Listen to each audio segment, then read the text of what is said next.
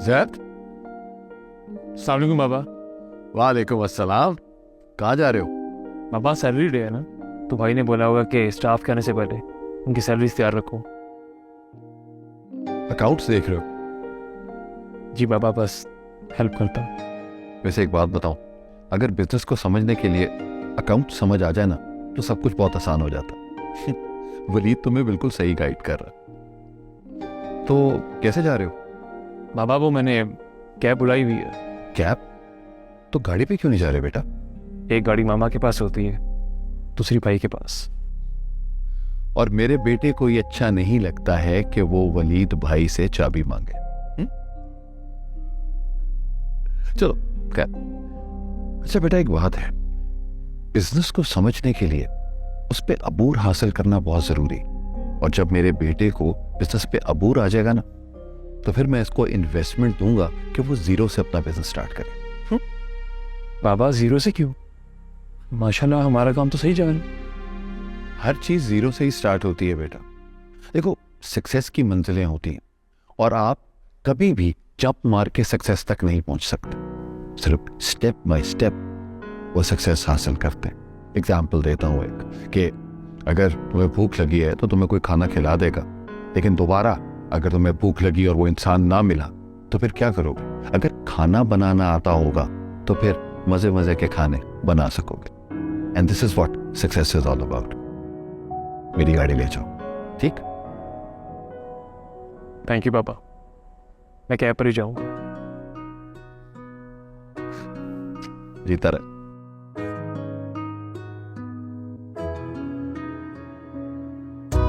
He's learning। अच्छा, हाजरा बेगम, नाश्ता मिलेगा कि नहीं?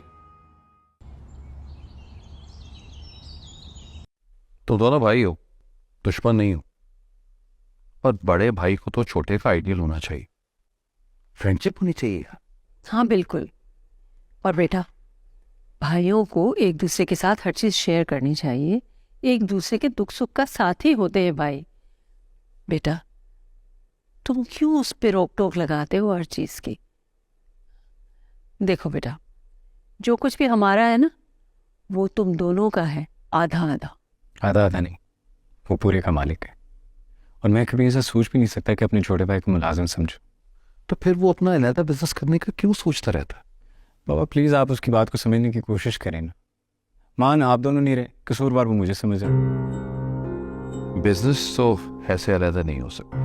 मुझे तो लगता है ये किसी लड़की का चक्कर है जो बहुत ही तेज और मीसनी है और भाई को भाई के खिलाफ उकसा रही है। मामा अगर ऐसा है भी, वो जो भी है जैद की पसंद है, प्लीज़ आप मान जाए ना। ठीक कह रहा है वली। देखो, इसकी दुल्हन तो आपसे तलाश हुई नहीं, उसकी दुल्हन तलाश करते तो उम्र गुजर जाएगी। अच्छा चले ठीक है, अगर लड़की हमारी हम पल्ला हुई तो अभी फिलहाल एंगेजमेंट करूंगी, मगर शादी वलीद की शादी के बाद होगी। Thank you mama, thank you so much. अब आप देखिएगा, जब मैं उसे बताऊंगा कि मामा और बाबा मान गए, वो कितना खुश होगा, उसकी सारी नाराजगी खत्म हो जाएगी। Thank you. तो तुम भी खुद को पसंद कर लो यार। जी जी जी।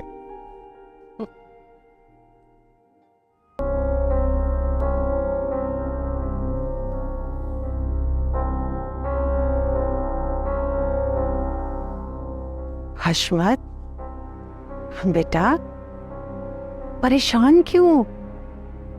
रिश्ते तो टूटते बनते रहते हैं। हम साहिरा के लिए कोई और रिश्ता देख लेंगे। अरे इतनी सोनी सूरत है, उसे कोई रिश्तों की कमी है भला? अम्मी, दुख तो इस बात का है, जब सोनी सूरत से हुस्न ना संभाला जाए ना, तो जमीन पर फसाद पैदा होते हैं, बुराइयां जन्म लेती हैं। अब आपको सायरा के लिए रिश्ता देखने की कोई जरूरत नहीं है। उससे पूछे उसकी पसंद क्या है और उसे सामने लेकर आए।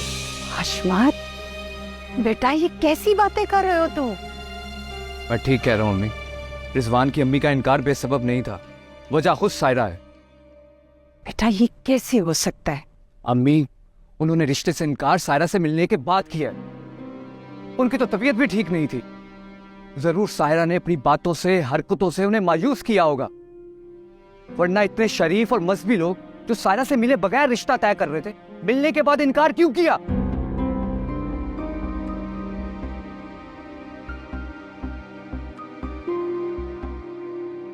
ये बात तो दिल को लगती है। जभी तो सायरा ने अपनी शर्म का बहाना करके मुझे अलग कर दिया और रिजवान की माँ से तन्हाई में मिली। अम्मी, आप सायरा से उसकी पसंद पूछें, उसे जो भी पसंद है हमें बताए, हम उसके माँ बाप से बात करें और रिश्ता तय कर देंगे। क्या उसकी पसंद होगी? होगा कुछ छिछोरा सा? ऐसी लड़की घर नहीं बसाते। भंवरा सिफ्ट 10 दिन के बाद ही घर आकर बैठ जाएगी। अम्मी, इसके अलावा हमारे पास और कोई हल नहीं है, वरना ऐसे ही लड़कों की माँ रिश्तों से इनकार करके जाती रहेंगी। सायरा को जो भी पसंद है ना, उसे हमें बता दे, बाद में देखा जाएगा।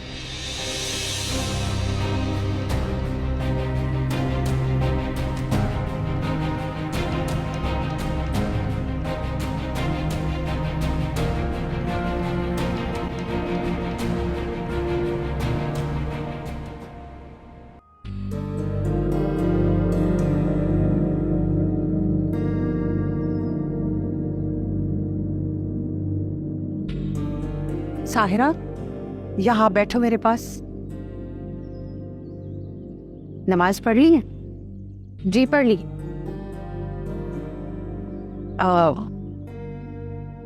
तुमसे एक बात करनी थी, सच सच बताना। इसके बाद तुमसे ना कोई कुछ पूछेगा ना कोई सवाल करेगा। पूछे।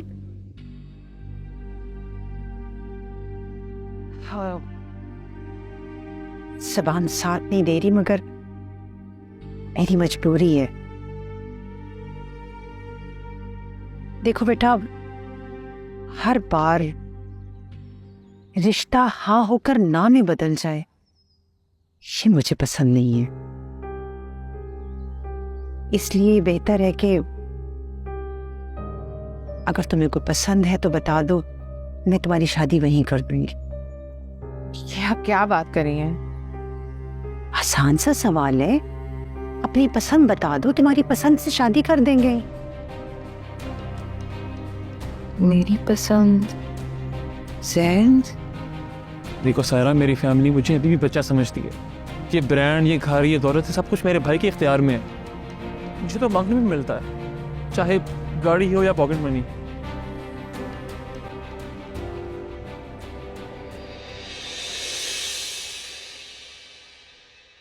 क्या सोचने लगी? मुझे कोई पसंद नहीं।